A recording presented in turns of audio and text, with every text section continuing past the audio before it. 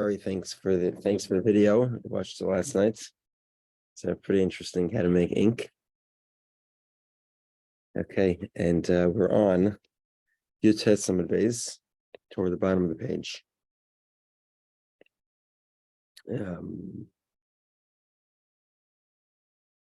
Okay, we're at Omer Avina, which is 3 lines from the wide lines, 3 lines above the wide lines.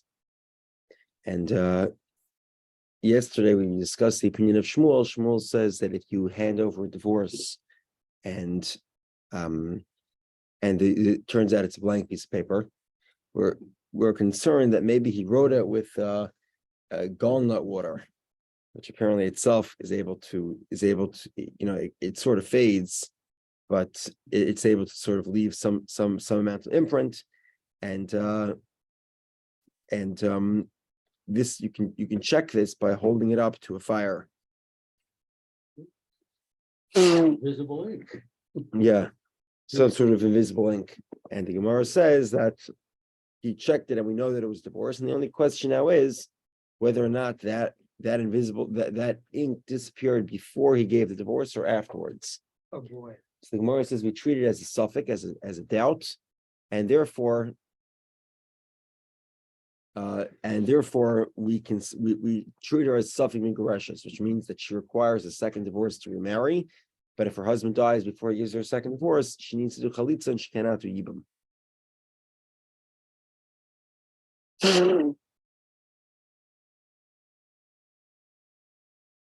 Amar Ravina, so we are 3 lines from the wide lines. Amar li Amemar.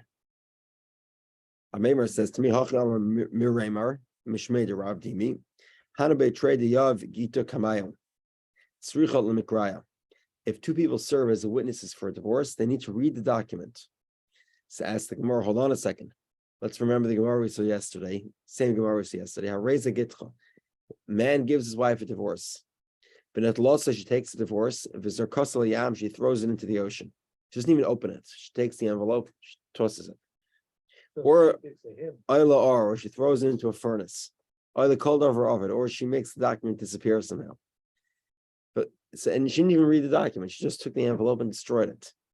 The Chazar Amar, the husband says, "Oh, by the way, it wasn't even a divorce. It was shtaramona shtarpasam shtaramona." Without going into too much detail, shtarpasam shtaramona, it's a type of document that is not. It's a loan document, but it's not actually a valid loan document. Either because, good morning, welcome back. Mazel tov. Mazel tov. Yeah, everything come out okay. Yeah. The loan either the loan was never issued or it was sort of never really a promise of a loan. Samara says Migureshas, she's divorced. But like and he's not believed to say that no, it wasn't actually a divorce, it was a different document. Okay, hold on. If you say the witnesses have to read the document, if they've already read the document, how can they say to her that, in other words, they're witnessing the divorce. They supposedly read the document. Hold on, if they read the document, then how can he claim that it was a shtar amana, it was a loan document that was never actually given? They read the document. So how is it possible to have such a scenario? So Gemara says, Amar la,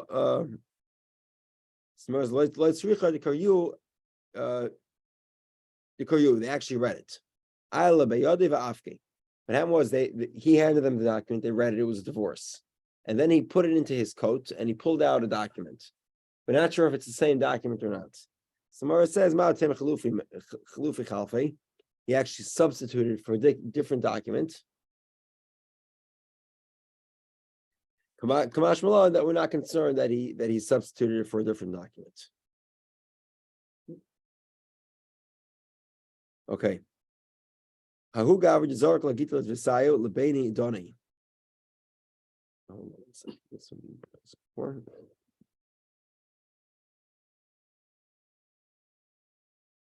Yeah. He threw a divorce between a bunch of jars. What happened? They found instead that it was mezuzah. They found the mezuzah. It's supposed to be hung on the door. They found it in between the jars. So Amr Nachman mezuzah lebeidani lo shchicha. It's not common to find the mezuzah in between jars, and therefore, presumably, that's what he gave her. He gave her a mezuzah instead of a divorce. The story gets worse. If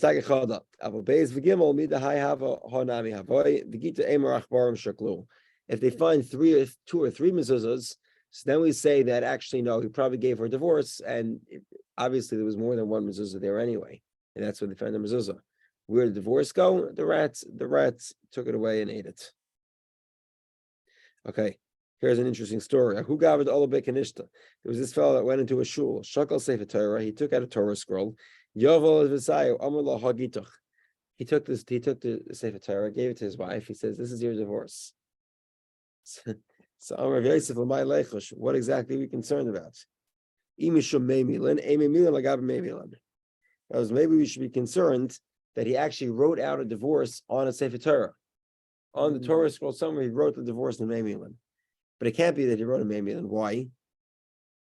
Because the Sefer Torah of those days were covered over with this galnut coating.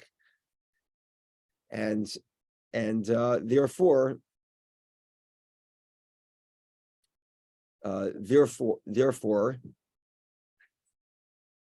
if he used galnut juice to write on top of sort of a galnut coated substance, it's not going to be visible. Okay. Imishum creases the isbat. The Gemara says maybe actually what we're concerned about is that he's divorcing her with the Sefer Torah itself. Sefer Torah says in it that a man can divorce his wife. Maybe he's using the words in the Sefer Torah as the divorce. Samara says that can't be. Haba'ina because of all the Shema. It has to be written for the intention of divorcing her. But like that, it wasn't written Lishma. Maybe it was written Lishma. Maybe actually, when the guy wrote the Sefer Torah, he gave the Sefer money and told him, when you write the section in the Torah that deals with divorce, have in mind my wife. The Gemara says, hold on a second, it still doesn't work. A divorce needs to have their names in it and the names of the cities. The Lekan doesn't have the names.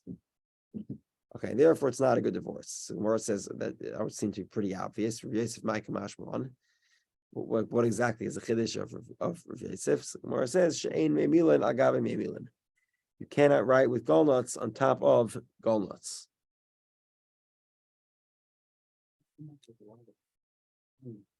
Come up with rules are such subtle things. It's unbelievable. Yeah, well, apparently this is a thing where you can't write with gallnuts won't produce ink. Watch the video, by the way. I was just telling everyone, Gary put out a video, sent a video out on the WhatsApp. It's worthwhile.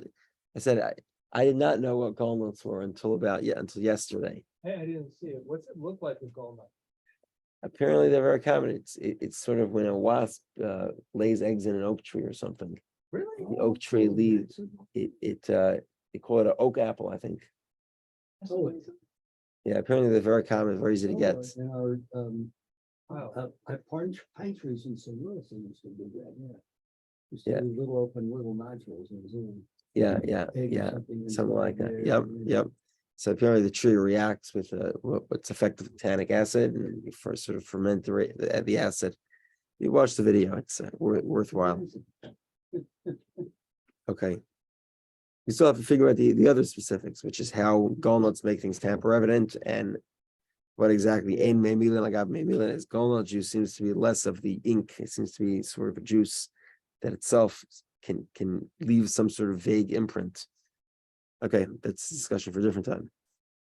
Okay. Let's continue. Omer of Chisda. Rav Chisda says, "Get your kasav shalol l'shma v'hever of kulmas." If you write it, okay. Here's an interesting question. You write a divorce without having in mind the specific woman, and then what do you want to do? You want to layer over ink on top of it. V'hever of kulmas l'shma. What happens is you'll write the divorce on top of the previous divorce. So you'll sort of They'll trace over with new ink on top of the old ink, and that you'll do l'shma. It's depending if whether this is permitted or not is dependent on the debate between Rabbi Yehudah and the rabbis. Tanya we learned. Somebody was supposed to write God's name in the Sefer Torah, but he didn't realize that. He thought he was going to write the word Yehudah. But while he was writing the word Yehudah, is God's name, was just with an extra $. But while he was writing Yehudah, he forgot to write the $. It turns out you have God's name. It's not v'tov hitl b'dalas. You forgot to put in $. So now you have Hashem's name is written, but without the intention to write Hashem's name. So what do? Mavrel of kulmas and makache. You just put on another layer of ink, and you do that. You do that with the intention of writing Hashem's name. Different Rabbi Yehudah. That's the opinion of Rabbi Yehudah, and he says it's kosher. Presumably, according to Rabbi Yehudah, if you do this by divorce, it would be kosher as well. The rabbis say, "Ein Hashem min hamufchar." Such a name is not preferred. Okay, what does this mean? According to the rabbi's opinion,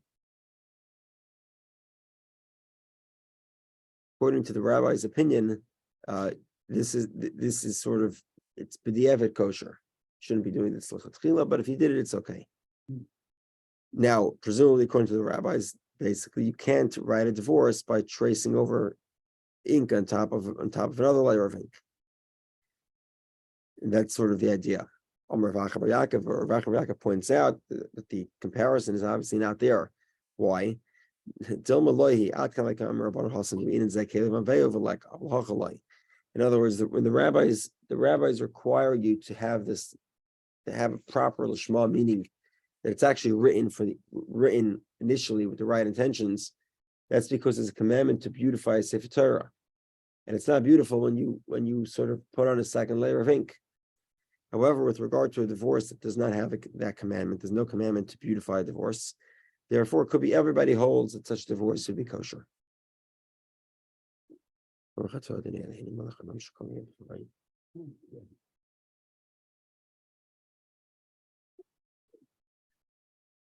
Okay, about a third of the way down. First one line is Abel Hacha.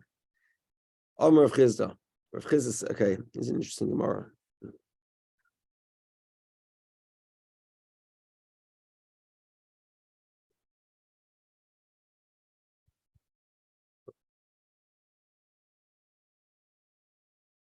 Amar of Chizda, Yechalon lemefsalina lekula gittin alma.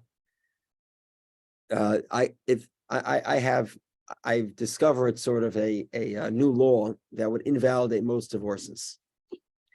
Amalei Rava, exactly what is this new law that you discovered in my time? Maybe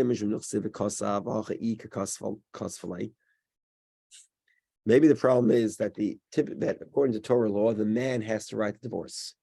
However, rabbinically we decree that the woman actually pays to have a document written. I really have a copy of divorce somewhere. I really should have brought it. Okay, I'll have to bring a copy of divorce. Be helpful. The deal maknui aknu later rabbanon. Maybe the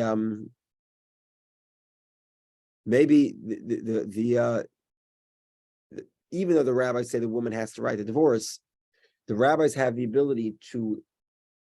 One of in other words, sort of when you talk about the limitation, what exactly can the rabbis decree on?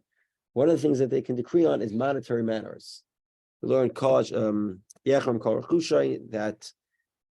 if the rabbis declare something belongs to somebody else, then it actually does. And the operating principle is called hefker bez and hefker. The court has the authority to declare ownerless any item belonging to anyone. And therefore, effectively, what the court can do is the court can transfer the owner, even though the court says, the Bezdin says that the woman has to write the divorce, included in that decree could be that once she writes it, it automatically belongs to the husband.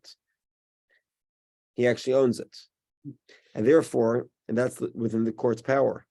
So therefore, there's no proof that, there's no problem necessarily because with the fact that she's writing divorce. Okay, perhaps the reason is perhaps the opinion is according to Rav Chizda. Okay, so to marry a woman, one of the ways to marry her is to give her something of value.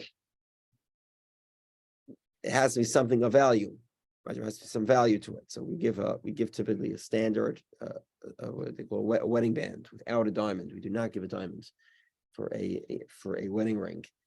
We'll get to it. We'll discuss it when we get to Kedushin. Perhaps Rav Chisda holds that a divorce also has to be an item of value. And obviously, as you can imagine, a typical divorce has no value to it. It's a useless piece, it's a used paper. So Gmara says, Dilma Nesina Zageti. Who says Venosa means something of value? Maybe it means giving a divorce. Teda, we learned, the Shalchum Mitam, Kotzval Suryana Kosher. Okay, if you write a divorce on something that you're not allowed to, it's forbidden to derive benefit. So this item is really, really pretty useless.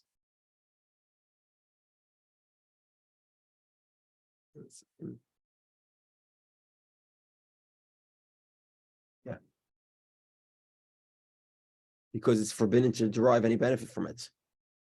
An example of this is a Sharon skull. So if you have an ox that gores 3 times, and the 4th time it kills somebody, it's the animal stones, and the owner cannot benefit from the carcass.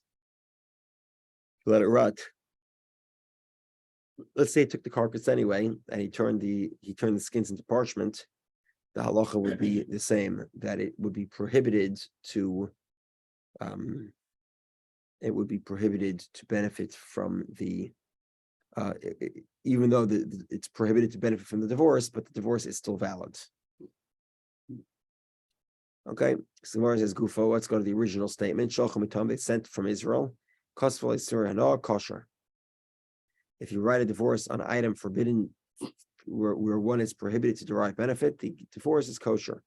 Amar Rashi says Afanan Amitino. We learned like that as well. Al ha'olah shel zayas. You can write a divorce on a leaf of a olive tree. Okay, so that's also pretty worthless. So the Gemara says, hold on a second. There's a difference between an olive leaf and a divorce written on the carcass of an animal that's prohibited. What's the difference? Let's say you have 1,000,000 olive leaves. Okay, presumably there's some value there, right? I don't know. Maybe you can make olive oil out of it. I don't think you can make olive oil, but maybe you can make you can use it for animal feeds. Maybe you can it can be turned into some sort of paper mulch that can be used for paper. The idea here is that one leaf represents the potential to be part of something that has value, whereas the item that's prohibited to derive benefit doesn't make a difference if you have 1,000,000 such carcasses. Obviously, you'll have 1,000,000 dead people. That won't be fun, but doesn't make a difference if the item is, if the even 1,000,000 such carcasses, there's zero value. They all have to be left outside to rot. Okay, so and that's Gemara says Dilma shiny all shal zayas the chazlitz to roofing. A olive leaf is, it's more logical to include an olive leaf in the substances of divorce can be written on, because it represents a potential part of something with value, as opposed to something that's prohibited to derive value where there's no such potential. Okay. Now, obviously, according to our resolution, we have not resolved the opinion of Rav Chisda. Rav Chisda claims that all the documents are invalid, and the Gemara could not find a logical reasoning to substantiate his claim. And hence, Rav Chisda came in with a lot of confidence and said that all the Gittin are invalid. The Gemara does not have a final resolution. Why did he say that, and what did he mean? We don't know what he meant. Okay, let's continue. Tanya, we learned Rabbi Yomer. Rabbi says, Kosfel, we're about a little more than halfway down the page. First one line is Isser Hana. Kosfel is Suri Hana, kosher. It's kosher. You write it on a substance that's prohibited, it's kosher. Nafak Levi, Darsha Mishmei Rabbi V'loi Kol Sua. Rabbi taught everybody in the name of, Levi went ahead and said to everybody, this is what Rabbi Yehudah Hanasi said. V'loi Kol Sua, but nobody gave him any credit for saying it. And the reason is, we'll see in a moment, Mishmei Rabbi, he said it in front of a lot of rabbis, V'kol Sua, and they liked it, everyone liked it. Alma Halchas Kavasei. Evidently, the reason why they didn't like that he was quoting it just in the name of Rabbi Yehudah Hanassi is because Rabbi Yehudah Hanassi would be a single opinion, and Allah would not follow him. But when he said in the name of a generic rabbi's opinion, that's what everybody says, then they praised him because the halacha actually does follow this, and if you write a divorce on a prohibited substance, it is kosher. Take a moment here to note there are differences between prohibited substance. If anyone remembers, there's Isur Hana, you're prohibited to own. Okay, so let's say you have it. What do? Nothing. Put it out, leave it out in the field. Don't do anything with it. You're not allowed to derive benefit from it. However, there's another category of substances where not only are you forbidden to derive benefit, you're obligated to destroy it. For example, if somebody has a tree called an Asherah, or maybe it's an Asherah de Moshe, as the Gemara often says, it's an Asherah tree that existed at the time of Moshe Rabbeinu. So you walk into Israel and you find a tree that was worshipped as an idol. You cut it down. You're not allowed to use it to write. You're obligated to burn it. And in that case, if divorce is written on a tablet from that tree, divorce is not valid. The reason is, once it's an obligation to burn the tree, we consider it as if it's already burnt. Sort of, you wrote a divorce in ashes, which the ashes are flying around in the air, which basically makes the whole thing useless. They're not together, and that would be invalid. Okay, I believe we'll get to it later on Gittin. Toner bottom. Okay, this one is a little complicated. I'll need the arts for a second. I hope I don't lose you. Okay. Toner bottom. The rabbis taught the kosav v'loy chokak. The divorce has to be written, but it cannot be engraved. The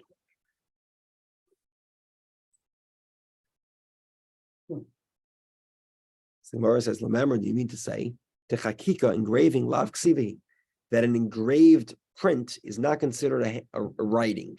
When we say a writing, we mean a formal writing that's necessary to fulfill the obligation to write a divorce. But it doesn't seem to be the case. You have a slave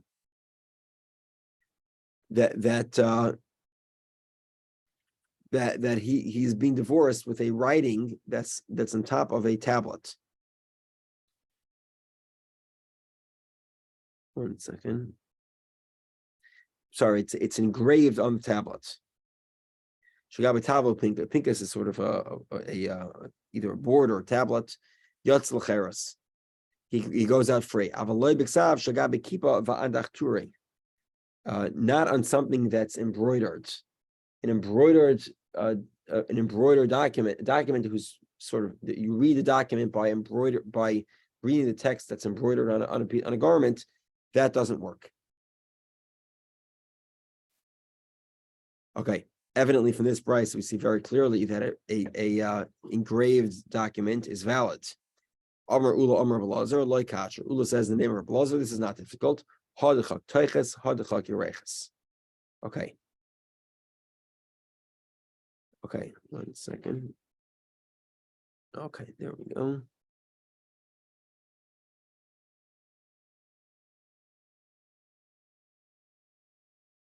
Yeah, okay. So chak teiches means, chak teiches is sort of, you take a tablet and you mill out the words. So this is something like taking a CNC and milling everything except for what you want. In other words, so you take the boards, you destroy everything except for the letters. You never actually wrote the letters. You just destroyed everything else around it. You understand what I'm saying? You take a drill. Engraving in relief. So you're not so we'll get to that in a moment. I don't want to use that word because engraving in relief could actually be valid as long as you push it out. In other words, let's say you have a thin tablet and you engrave in relief, but you push it outwards. So you move from the other side and you push out the letters, that's kosher because you're making letters, right? But if on the other hand, what you do is you mill around the letters, so the letters sort of is what remains. Bunch of letters floating around. No. So you have a board. But once you milled it. You mill out everything except for the letters, which means so so you leave obviously the base of the board. You're writing the letters, you're carrying out the stuff. Carrying out the stuff around the letters. You haven't written anything, you just take Right, out you're the stuff around it. You're milling around the letters. That's called chak teiches, and that is not valid because you have to actually pull the letters out. Where is this relevant? Practically today, the halacha. If you look at tefillin, see if everyone has the shalrosh. Can show you out here. Right, the shalrosh is a shin of 3 and 4. Okay, without going into the kabbalistical meaning of why we do that, obviously it's very clear that that's made with a form. Right, you there's no way to do that by hand, unless you're milling it, but you're not allowed to mill it. In other words, if you were milling it, it was very easy. You just take if you've seen what they call this ox skin, they use a very thick leather to do this. It's unbelievably thick. It takes thousands of psi to be able to press this thing into shape. It's very difficult to work with. It's only modern technology we're able to make batim, these tefillin that are so strong like we have today. Older batim are not as strong as they are today. They used to use sheep because they couldn't deal with the difficulty of working with ox leather, thick skins. Anyway, they do is so you can't mill around it. That's chak teiches. What they actually have to do is they first create the shin with a form. They push it in. We'll soon see it's not valid. Then they flatten the shin. They take a flat press. They press it flat right back in. And they do this like 2-3 times just to loosen it. And then they moisten it with water and they take a tweezers and they pull it out by hand. They pull out the shin. They made this shin form, but the shin form is now flat against the thing. So you could see where it was it's markered in, and it's sort of the skin is loose, but it's actually flat against the housing. And then they take tweezers and they pull it out. And then once it's pulled out enough that it's in the shape of a shin, then they can use the form to finish it nicely, which is why you have such a pretty shin. So chak teiches is not valid. Chak reiches, which is where you engrave inside, this would be like laser engraving or engraving using the mill itself, as opposed to milling around the letters. You're milling the letters. That's kosher. So this would be kosher. Yeah, exactly. This one is engraved in. Yeah, this is engraved in. Yeah.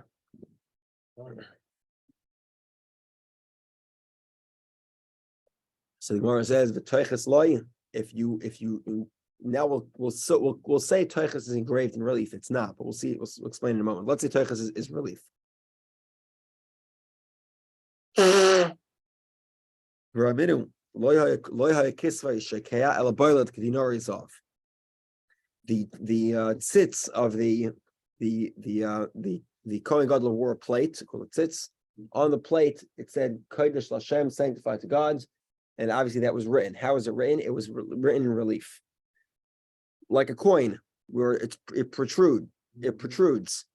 So Mara says, hold on a second. No. Kedinor izov like kedinor izov. Kedinor izov the boilet for like kedinor izov. Yilo hasim teiches hachi yoreches. In other words, by dinar izov, what they did was they would by putting the they call it is that called a die? Die. By putting the die against the coin, they push down the areas around it. That's not valid. That is not called a ksav. Pushing down the areas around is not a writing. What happened? They did was they turned it upside down and they pushed out the letters from the other side. So there you formed the letters. That's called writing. Amr Ravina Ravashi. Ravina says to Ravashi. 1 second. Rushma michretz charetz I kenufe michnef.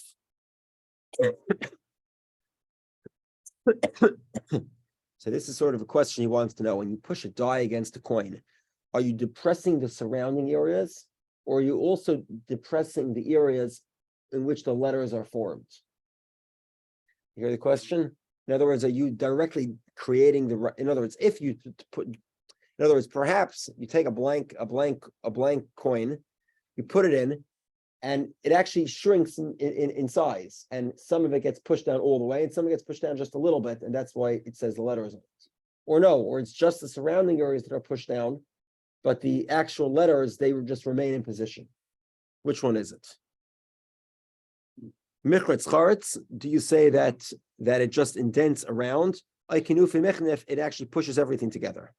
He said it just pushes the surrounding areas, and therefore it's not considered a quote writing. In other words, if you stamped a divorce, that would not be considered valid. Stamping here means that you're stamping in relief. That's because you're pushing the surrounding areas down, but not the areas of the letter itself. If you were, that would be kosher because you're forming the letters. The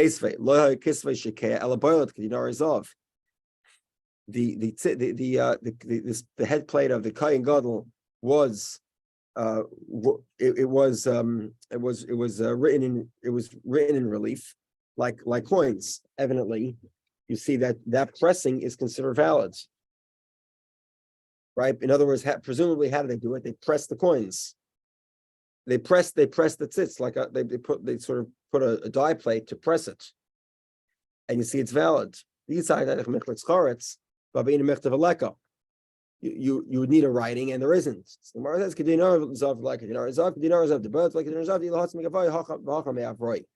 other words, when the Kohen Gadol's plate was pressed, it wasn't pressed from on top; it was pressed from on bottom, the other sides. So it was pushed through the plate. It was a very thin plate. They pressed through the plate to make the letters, as opposed to coins, which you don't press through the coin, you press the top of the coin, and therefore you stamp it, and therefore it's like a coin, but it's not like a coin.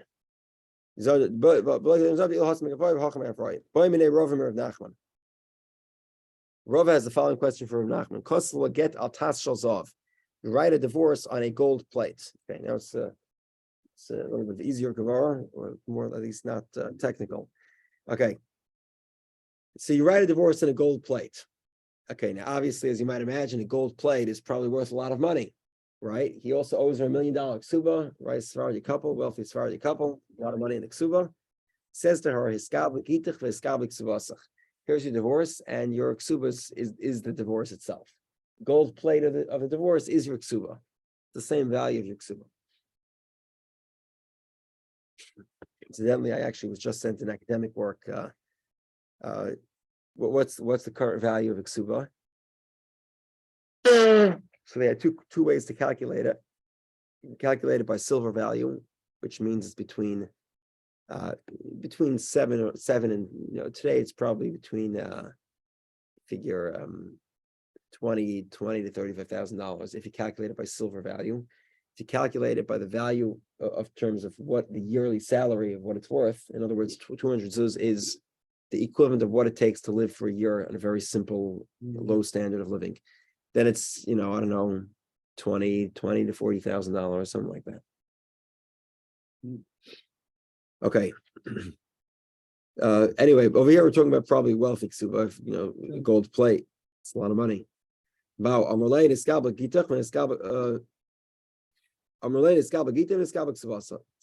he responded. Rav Nachman says she gets both. She got a divorce and she gets a ksuba. The Gemara says, if he hands her a document, he says, "Here's your divorce," and the rest of the document should be value that's going to add to it's going to be part of your ksuba.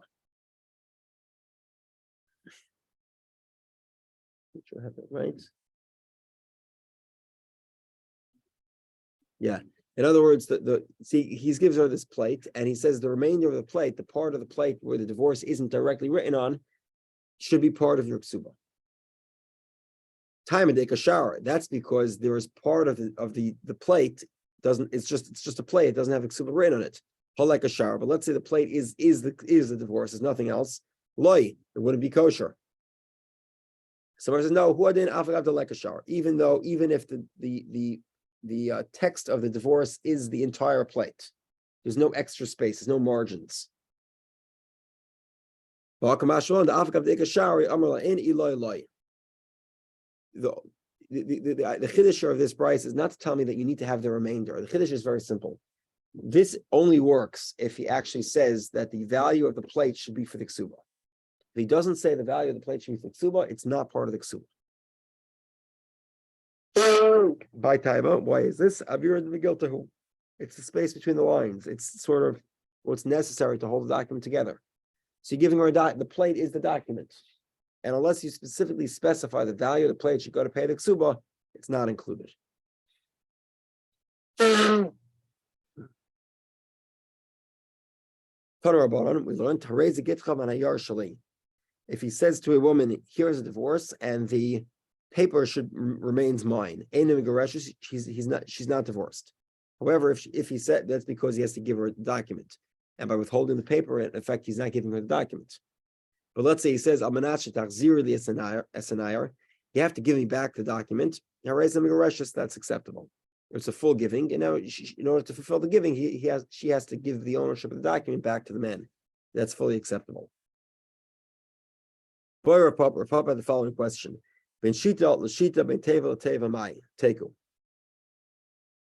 Let's say he says, I'm giving you the divorce, but the space between the lines and the words, that's mine. You only have the space of the words itself. The Gemara says, let it stand, it remains unresolved. Hold on. Hold on a second. If you can divide the documents and he's taking the space between the lines, so then you effectively have to cut up the documents. So he's not giving her one document, he's giving her many documents because in effect he owns the space between the lines. So the Gemara says, let's stricha the ma'ora. This is how modern divorces are written. I believe that I'll try to get hold of one and bring one. I have one somewhere. If you look at a modern divorce, you'll notice that they have these, you look at Sefer Torah, the letter nun and lamed, let's say, are very long. A nun goes below the line, a lamed goes above the line. On a divorce, they actually meet each other. They go so high, there's a big space between the lines, and the lameds go so high, you cannot draw a line in between the lines of divorce without crossing through a lamed or a nun, an end nun. Because the letters are written so long, they're sort of in between. They sort of overlap each other. The letters that go below the line, letters that go above the line meet each other at some point. And therefore, if the case was the document was written this way, you can't actually cut it up because there's no way to cut between the lines because you have this stuff in between. And therefore, Try to read the yeah. So this is where Shakespeare got Shan. Answer they got the answer to Shan about you need to pound the flesh without the blood. And then the answer was what you could do without the blood. Okay, so therefore, if it's Ma'ora, if it's Ma'ora, then you wouldn't be able to chop up the document, and therefore the question of Rav Papa remains it remains a standing question. We'll stop here.